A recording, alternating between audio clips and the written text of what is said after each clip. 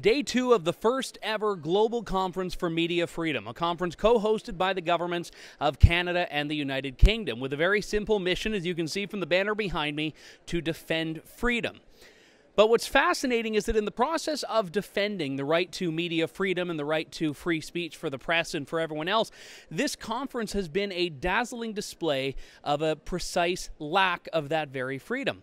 A couple of examples here just in the structure of the event itself. For starters, anyone could apply for accreditation from around the world, but one of the biggest issues was that the organizers of this, from the British Foreign Secretary's press office, were not going to respond to accreditation requests until July 5th, for a conference set to begin on July 10th.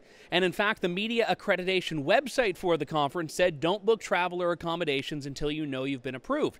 Now, we fundraised this trip through True North supporters. We were going to come here no matter what, regardless of whether we were accredited, to cover the story and the stories beneath the story. We were accredited, thankfully, but had we waited until that last moment to come here on a few days' notice, we would not have been able to afford to do so. So already the conference program itself is excluding independent media, people that don't have the massive budgets that in Canada, CBC, CTV, Global, Globe and Mail, and all of these other outlets do, many of which have foreign bureaus whose British representatives are here covering this for Canada. Haven't found anyone else who's traveled here from Canada, with the exception of Ezra Levant and Sheila Gunn-Reid of The Rebel. But then you look at the actual event itself. There was no interview opportunity for Chrystia Freeland, Canada's foreign minister and one of the co-hosts of this. No interview opportunities for her British counterpart, Jeremy Hunt, the other co-host of this event, whose country is playing host to it here in London, England. More importantly, foreign press, except for a hand-picked few, were not invited to a press avail that was made for Jeremy Hunt so people could ask him questions. I wasn't even notified it was happening. And there was just one opportunity for people to ask questions of Foreign Affairs Minister Chrystia Freeland. A scrum at midday on day 2 of the conference, when Chrystia Freeland's office actually tried to exclude The Rebel and me from covering it. We've tweeted about this. You can see what I've written at twitter.com/Andrew Lawton. But Chrystia Freeland's office actually tried to block me from asking a question of Chrystia Freeland at this press conference. And there was a beautiful moment that gives me a lot of hope about the media industry in Canada.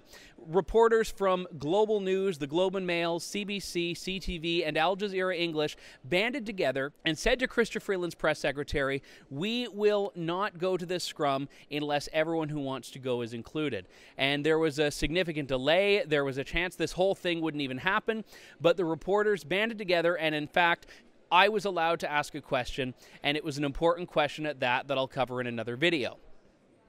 But the whole point is, for a government that wants to export this idea of press freedom, it needs to be a lot more inward focused. My report from day 1 of the conference was that there's been no discussion of internal press freedom and free speech issues in the host countries, Canada and the UK.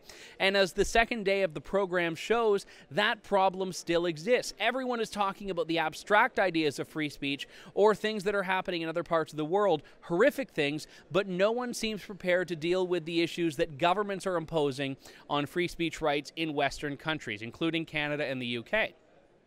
And already there's a plan to make Canada the host of the 2020 Global Conference for Media Freedom.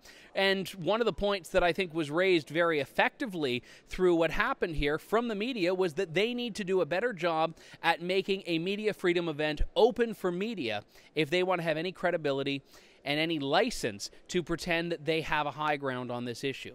The way this event has gone on, they don't.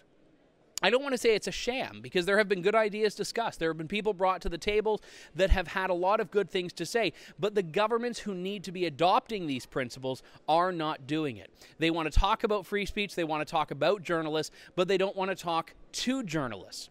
Here's a video of Chrystia Freeland as she left her morning session. No eye contact with the media that were waiting to ask her questions. None whatsoever. And in fact, you see a little bit of it in the video. A human wall of staffers had been formed so that no media could get to her. This is just one of many examples of how media have actually been unfreely treated in the way they're expected to do their jobs here, myself included in that. It's a global conference for media freedom. If you believe at all in these values, This is a message to the Canadian and British governments and any governments. You have to talk about it with the media you're claiming you're standing up for. For True North from London, I'm Andrew Lawton.